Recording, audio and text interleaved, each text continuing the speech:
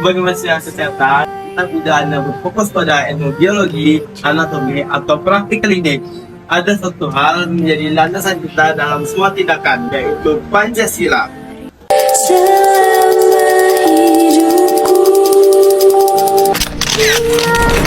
The Pancasila. Pancasila itu Pancasila. Pancasila berujuk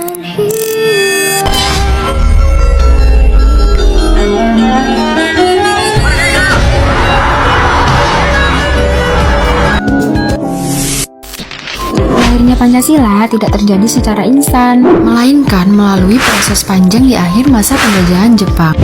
Pada 1 Maret 1945, Jepang membentuk BPUPKI yang diresmikan pada tanggal 29 April 1945 untuk mempersiapkan kemerdekaan Indonesia, termasuk merumuskan dasar negara. Sidang pertama BPUPKI berlangsung dari 29 Mei hingga 1 Juni 1945. Tiga tokoh penting, Muhammad Yamin, Supomo, dan Soekarno, mengusulkan rumusan dasar negara.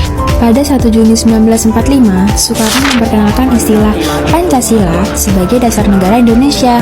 Tanggal ini kemudian diperingati sebagai Hari Lahir Pancasila.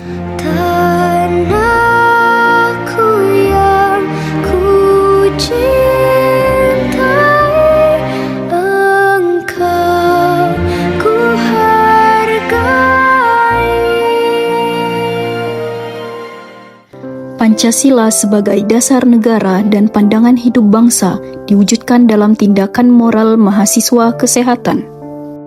Baik saat merawat pasien, bekerja sama dalam tim, melakukan edukasi, maupun mengambil keputusan Sila Pancasila itu selalu menjadi pedoman moral kita. Ini, bersama teman-teman, kami akan menunjukkan bagaimana nilai-nilai itu hidup dalam keseharian mahasiswa kesehatan. Sila pertama, ketuhanan yang Maha Esa, mengajarkan kami untuk menghormati keyakinan setiap pasien. Misi. Oh ya? Pak, pasien di ruang 3 minta waktu sebentar untuk berdoa sebelum melakukan pemeriksaan. Oh iya, kasih waktu dan tempat buat mereka ya yuk. Baik, Pak. Dalam dunia kesehatan, kita tidak boleh memaksakan pandangan dan kita tidak boleh menghalangi seseorang untuk beribadah. Spiritualitas adalah bagian penting dari kesehatan. Sila kedua, kemanusiaan yang adil dan beradab, menekankan pada empati. Pak, saya kamar sini aja deh. Nggak apa-apa, santai aja. Selfie, ibu tidak sendirian di sini. Kami akan mendampingi ibu. Empati itulah yang membedakan perawatan secara manusiawi. Kita tidak boleh hanya menjalannya sesuai prosedur, tetapi kita juga harus hadir sebagai manusia untuk manusia lainnya. Sila ketiga, persatuan Indonesia, mengingatkan kita bahwa pelayanan kesehatan harus dijangkau semua orang, baik berbagai budaya atau bahasa. Mbak, ayah, pas shift malam saya mendapatkan pasien yang berkomunikasi dengan bahasa daerah. Dia sempat takut gak dimengerti. Gimana ya Mbak? Jadi baik Mbak Angel, jadi kita harus sabar dan belajar memahami pelayanan kesehatan. Bukan karena menyamakan semua orang, tapi menerima perbedaan. Dengan adanya menghargai keberagaman persatuan di bidang kesehatan, benar-benar terwujud. Sila keempat, kerakyatan yang dipimpin oleh hikmat kebijaksanaan dalam permusyawaratan perwakilan. Teman-teman, dalam dunia kesehatan, keputusan harus diambil melalui musyawarah. Sila keempat mengajarkan kita mempertimbangkan pendapat semua pihak. Melihat data vitalnya, saya rasa rencana A lebih aman. Tapi pasien punya riwayat alergi, mungkin rencana B lebih cocok. Kita pilih yang mana aja. Coba cek lagi datanya.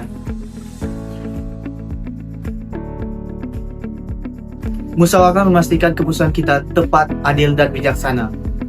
Sila kelima, keadilan sosial bagi seluruh rakyat Indonesia, yang berarti layanan kesehatan harus merata untuk semua. Mbak Ayu, ini penting gak sih cek kesehatan secara rutin? Secara kan saya jarang sakit. Justru penting, pemeriksaan rutin membantu mencegah penyakit yang lebih parah. Kesehatan hak semua orang. Keadilan dalam kesehatan bukan hanya tentang pelayanan, tetapi juga pengetahuan. Di bidang kesehatan tidak ada profesi yang bekerja sendirian, baik itu perawat, analis, bidan, dan farmasi. Semuanya saling melengkapi. Ya benar, kita harus saling berkomunikasi supaya tindakan kita tuh pasien tidak bertentangan. Benar, nilai-nilai Pancasila seperti persatuan dan musyawarah membuat kerjasama antar profesi menjadi lebih harmonis. Kita adalah calon tenaga kesehatan, tanggung jawab kami besar. Tugas kami tidak hanya menyembuhkan, tapi juga memberi contoh. Indonesia membutuhkan tenaga kesehatan yang berpengetahuan luas, berempati, dan berkarakter. Kita siap jadi bagian dari itu. Menjunjung Pancasila sebagai dasar etika dalam setiap tindakan kesehatan. Menghormati keyakinan pasien sebagai pelayanan yang manusiawi. Memberikan empati dan pendampingan agar pasien merasa lebih aman dan dihargai. Demi keberagaman budaya demi pelayanan kesehatan yang inklusif. Menjaga kerjasama dan komunikasi agar pelayanan kesehatan lebih efektif. Utamakan musyawarah dalam setiap keputusan demi keselamatan pasien. Edukasi masyarakat bahwa kesehatan adalah hak semua orang. Jadi teladan sebagai calon tenaga kesehatan yang berpengetahuan dan berkarakter.